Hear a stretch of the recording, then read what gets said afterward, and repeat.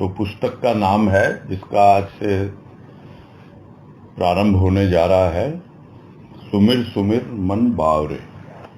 यह पुस्तक पौष शुक्ला नवमी यानी जो दिल्ली सत्संग सदन का वार्षिक उत्सव होता है, इसी साल 22 जनवरी 2021 को पब्लिश हुई है। और इस पुस्तक में जो भी लेख राजमा ने समय समय पर लिखे हैं, जो पहले भी थे लेख, पिछली पुस्तक में मधुबन हृदय है मेरा में, जो कलकत्ते से प्रकाशित होती रही है, वार्षिक भाव कर्ण भाव सुमन इत्यादि, तो उसमें तो मेंशन था नहीं कि कौन से पुस्तक से लिया गया है, किंतु इसमें देख रहे हैं कि मेंशन किया हुआ है कि कौन सी पुस्तक से लिया हुआ है, कहाँ से ये संकलित है। तो इसमें सबसे प्रथम जो है वो है, इसका शीर्षक है आस्था। हम इसमें 2 शब्द और ये बाकी सब चीज़ें वो हम नहीं ले रहे हैं, क्योंकि हमारा उद्देश्य राजमा के लेखों के ऊपर ही है, उसी पर हमको चर्चा करने का, क्या कहें, उस पर ध्यान रखना, उसी पे फोकस करना है। तो प्रथम लेख ले रहे हैं हम, है तो छोटा सा, और इसका शीर्षक है आस्था। यानी इस लेख में यह समझ में आ रहा है इसके शीर्षक से कि राजमा आस्था के विषय में कुछ बताएंगे। तो आस्था को जनरल वे में हम कहते हैं कि तुम्हारी किस पर आस्था है, यानी तुम किसे मानते हो, और विशेषकर आस्था के साथ धर्म जुड़ा हुआ होता है। यानी जो धर्म का आधार होता है, और जिस किसी देवी देवता के प्रति या भगवान के प्रति, अवतारी के प्रति, या किसी सद्गुरु संत महापुरुष के प्रति जो भी जिसका फेथ होता है, अंग्रेजी में इसको फेथ कहते हैं, वो उसकी आस्था होती है। तो जो लोग धर्म में आस्था रखते हैं उनको हम साधारण भाषा में आस्तिक कहते हैं कि यह तो आस्तिक है। और जो धर्म पर आस्था नहीं रखते उनको हम कहते हैं कि ये नास्तिक हैं। किंतु यदि देखा जाए तो नास्तिक भी जो है वो आस्था रखता है। वो धर्म पे या किसी देवी देवता या भगवान पे नहीं रखता, बल्कि वो अपने आप पर, स्वयं पर आस्था रखता है। तो कोई यह ना समझे कि नास्तिक का मतलब वो हुआ जिसकी कोई आस्था ही नहीं है। हाँ, उसकी आस्था धर्म पर नहीं है, भगवान पर नहीं है, उसकी आस्था जो है उस पर है अपने, क्या कहते हैं, स्वयं के ऊपर। हाँ, शुरू करते हैं लेख, जिसमें लिखा है राजमा ने कि मानव मन की पवित्र, दृढ़ एवं उच्च मान्यता को ही आस्था कहा जा सकता है। तो इसका यही भाव समझ में आ रहा है कि कहने को तो लोग कहते हैं कि मेरी आस्था इस पर है, मेरी आस्था उस पर है, किंतु अनेक लोगों पे या व्यक्तियों पे या देवी देवताओं पे यदि कोई आस्था होती है तो वो आस्था नहीं कहलाएगी। सबसे पहले तो मानव का मन पवित्र होना चाहिए। पवित्र यानी किसी स्वार्थ से या किसी भी प्रकार के पूर्वाग्रह से ग्रसित न हो कि भाई ऐसा होगा तब तो मेरी इस पर आस्था होगी, और ऐसा नहीं होगा तब मेरी इस पर आस्था नहीं होगी। तो मन की पवित्रता बहुत आवश्यक है। और एक बार यदि मन की पवित्रता आ गई और हमारी जिसके ऊपर आस्था है वो आस्था दृढ़ होनी चाहिए, यानी डगमगाए ना कि कभी इस पर आस्था कभी उस पर आस्था। और तीसरी बात यहाँ कह रहे हैं कि उच्च मान्यता, भाई छोटी मोटी आस्था नहीं, कोई पेड़ पूजता है, कोई पत्थर पूजता है, कोई कुछ अपनी अपनी सबकी एक क्या कहें, समझने समझाने की एक लाइफ स्टाइल होती है, और वो उसको यही कहते हैं ये तो हमारी परंपराएं हैं, ये मान्यताएं हैं। तो उच्च होनी चाहिए मान्यता, यानी काफी हाई लेवल की हो, तभी उसको आस्था का नाम दिया जा सकता है। और नहीं तो कहने को तो किसी के लिए भी कह सकते हैं मेरा इसमें फेथ है। अब यहाँ पर आगे भी आएगा शायद, देखते हैं कि अक्सर लोग कंफ्यूज कर जाते हैं आस्था और विश्वास में।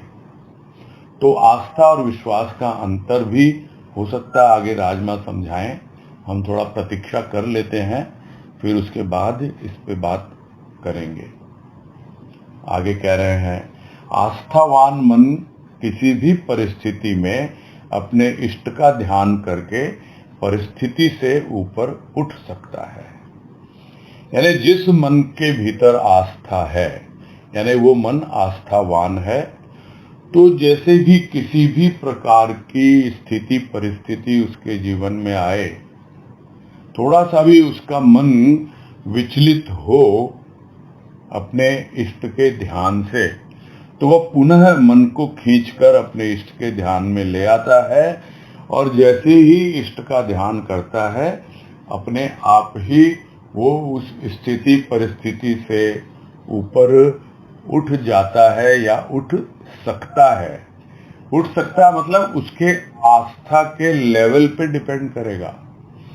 यदि उसकी आस्था हाई लेवल की है तो बड़े आसानी से ऊपर उठ जाएगा। जिसे कहा कि उच्च मान्यता, यानी हाई लेवल की मान्यता है। और यदि बहुत थोड़ी बहुत मान्यता है तो भी सिर्फ ध्यान करने से नहीं होता। जैसे कल भी बात आई कि वो दौड़ दौड़ करके वो इष्ट के पास जाता है, यानी मंदिर जाएगा, या फिर जैसे कहते हैं कि जहां जिसकी आस्था है वहां पहुंच जाता है वो दौड़कर, यानी स्थूल पे ज्यादा बंधा हुआ है। तो उसको सिर्फ ध्यान करने मात्र से नहीं होता कि अपने इष्ट का ध्यान किया और उसका मन परिस्थिति से ऊपर उठ गया। उसको तो यही लगता है जब तक मैं उसकी चौखट पे जाके मत्था नहीं टेकता तब तक ये परिस्थिति, इससे मैं ऊपर नहीं उठ पाऊंगा, या ये परिस्थिति मेरी सुधरेगी नहीं। इस तरह का जिसका भाव विचार होता है, तो वो आस्था जो होती है उसको उच्च धरातल की आस्था नहीं कहा जा सकता। जो आस्थावान मन है उसकी पहचान यही है कि वो अपने इष्ट का ध्यान करे, और जो भी जीवन में स्थिति परिस्थिति आई है या जिसका उसे अंदेशा है, वहम है कि वो आ सकती है, तो फिर वो अपने आप ही उन विचारों से, उन ख्यालों से ऊपर उठ जाता है। आगे है, आस्था हृदय का वह भाव है जिससे प्राणी अपनी आस्था के पात्र अर्थात इष्ट का नित्य अभिषेक करता है। आस्था के सूत्र में विश्वास के पुष्प पिरोकर अपने इष्ट का श्रृंगार करता है। तो आस्था हृदय का वह भाव है, यानी आस्था हृदय का भाव है। आस्था मन की पवित्र एवं उच्च मान्यता है, जबकि वही आस्था जब हृदय में आती है तो वो एक ऐसे भाव का रूप ले लेती है कि जिस भाव में आकर वो अपने इष्ट का नित्य अभिषेक करता है, यानी रोज रोज अपने भावों का अर्पण करता है। जो भाव की धारा या भाव का जो भी रूप उसके भीतर एक रसधार बहती है, उससे वो अपने इष्ट का अभिषेक करता है, यानी उसको अर्पित करता है। तो उसके आस्था का पात्र कौन? उसका इष्ट। किससे अभिषेक करता है? अपने भावों से। और इतना ही नहीं, उस आस्था को वो एक सूत्र की तरह व्यवहार में लेता है और इस सूत्र में विश्वास के पुष्प पिरोता है और इष्ट का श्रृंगार करता है। तो इस वाक्य से यह समझ में आता है कि आस्था एक बेसिक चीज है। जिस तरह पुष्पों को पिरो करके माला बनती है, तो पुष्प पिरोए किसमें जाते हैं? एक धागे में, एक सूत्र में। तो आस्था वो सूत्र है, यानी पहले सूत्र चाहिए, नहीं तो हमारे विश्वास के जो पुष्प हैं, जो हमें छोटी छोटी चीजों में हमें विश्वास हो जाता है अपने इष्ट पर, उन विश्वास के पुष्पों को जब तक हम एकत्रित करके एक माला के रूप में नहीं लेके आते, तब तक हमारे इष्ट का श्रृंगार नहीं होता है। बिखरे हुए होते हैं विश्वास के फूल और आस्था का सूत्र होता है, फिर वो उसकी माला बना करके अपने इष्ट को अर्पित करता है, उसका श्रृंगार करता है। तो यहाँ यही समझ में आता है कि आस्था पहले होनी चाहिए। जिस तरह माला बनाने के लिए सूत्र पहले होना चाहिए, धागा पहले होना चाहिए, और उसके बाद ही जैसे जैसे फूल आते जाते हैं उनको हम उसमें पिरोते जाते हैं। इस रूप में विश्वास बढ़ता चला जाता है। वो विश्वास फिर बिखरता नहीं है, आस्था के सूत्र में पिरो दिया जाता है और अपने इष्ट को अर्पित कर दिया जाता है। आगे है, आस्था के अभाव में प्राणी संसार सागर की तरंगों पर अपनी नाव डगमगाती हुई पाता है एवं आधार के अभाव में व्याकुल हो नष्ट हो जाता है। यानी जिस प्राणी के जीवन में आस्था का अभाव है, या जिसे कहते हैं कि उसकी आस्था कभी यहाँ कभी वहाँ, स्वार्थ से वशीभूत है, उसी से प्रेरित है, तो वो मान्यता बड़ी नीचे धरातल की है।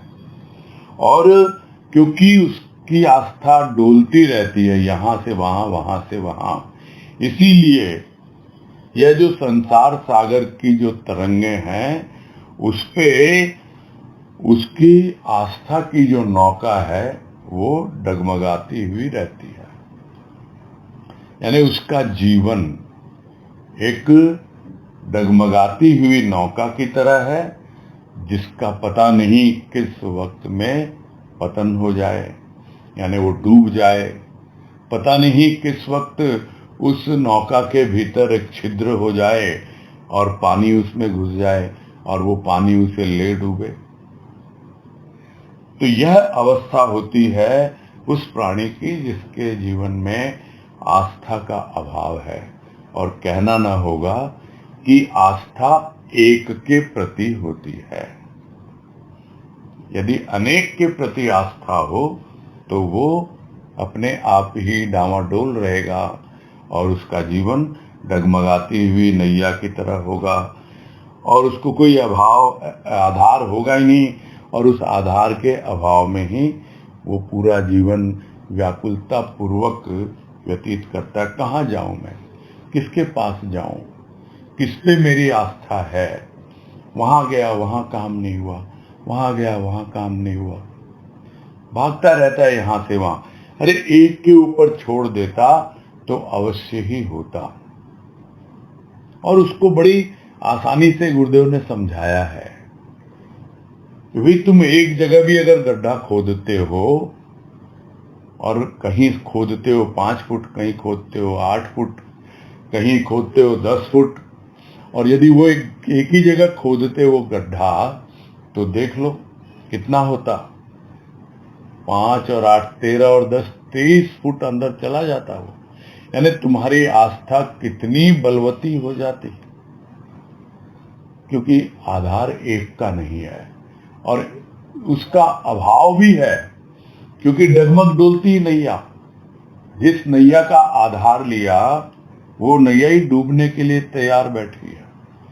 तो आधार का अभाव तो है ही, और व्याकुल रहता है हमेशा, और जीवन यूं ही उसका नष्ट हो जाता है। आगे है, मनुष्य के जीवन का उद्देश्य एक उच्च लक्ष्य निर्धारित करना है। उच्च लक्ष्य की भावना उसके अंदर तभी आएगी जबकि जिस पर उसकी आस्था है वह महान हो। और उस बात को और अच्छे से स्पष्ट कर दे रहे हैं इसके अंतिम पैराग्राफ में कि जब तक हमारी आस्था महान पर न हो, यानी छोटी मोटी चीजों पर आस्था होने से उसको उच्च आस्था नहीं कहेंगे, वो लक्ष्य हमारा उच्च नहीं होगा। तो जीवन का उद्देश्य क्या है? जीवन का उद्देश्य है एक उच्च लक्ष्य निर्धारित करना। अब कभी चर्चा में किसी बहन ने प्रश्न किया था, वो याद आ गया कि भैया इन इच्छाओं का, कामनाओं का क्या करें? हमारे भीतर इच्छा हुई, हमने लक्ष्य बनाया, हमको तो ये प्राप्त करना है, और वो हमें प्राप्त हो गया, हमारा लक्ष्य पूरा हो गया, हमारी इच्छा भी पूरी हो गई। किंतु इतने में नहीं होता, फिर एक इच्छा जागती है, फिर एक इच्छा जागती है। सारा जीवन अब तक तो इन्हीं इच्छाओं को पूरा करने में निकल गया, तो कैसे इनसे छुटकारा पाया जाए? तब गुरुदेव कृपा से यही जवाब दिया गया था कि आप एक ऐसी इच्छा पाल लो जो आसानी से पूरी ना हो, यानी प्रभु प्राप्ति की इच्छा।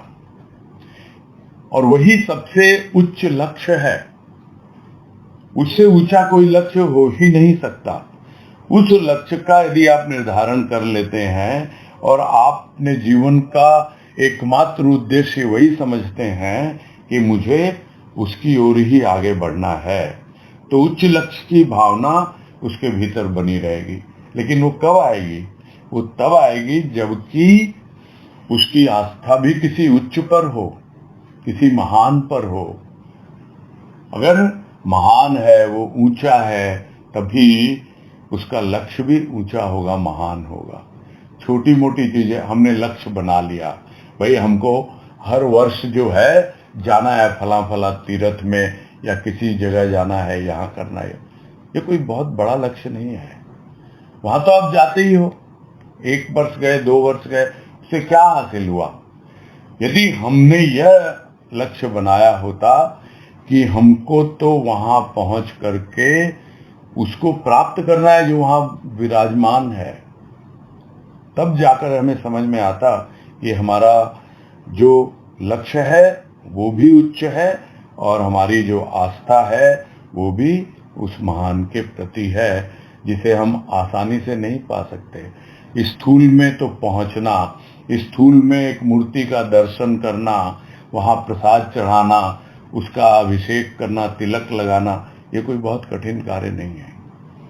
किंतु अपने भीतर विराजित उस महान को, उस परमात्मा को उसी अवस्था में, उसी ढंग से अपने घर बैठे आपको अनुभव करना और उस तीर्थ का पूरा आस्वादन करना, तब आपको लगेगा कि क्या है ये सिर्फ ऊपरी पूजा नहीं है, ये एक ऐसी भीतर की पूजा है कि मेरा प्रभु, मेरा इष्ट, जिस पर मेरी आस्था है वो महान, और मेरा लक्ष्य भी महान। तो ये लेख इसके साथ पूरा होता है, और ये फुटनोट यहाँ पे है कि ये लिया हुआ है भाव सुमन द्वितीय पुष्प से। भाव सुमन पत्रिका कहें या पुस्तक कहें, जो हर वर्ष कलकत्ते के वार्षिकोत्सव यानी बसंत पंचमी के अवसर पे प्रकाशित होती रही है। प्रथम जो 25 वर्ष थे वार्षिकोत्सव के, तब उस पुस्तक का नाम था भावकर्ण। उसके बाद जो 25 वर्ष हुए तो पुस्तक का नाम बदल के रख दिया गया भाव सुमन। और उसके बाद अब जो पुस्तक चल रही है, वहां से पब्लिश हो रही है, उसका नाम है भाव सरल।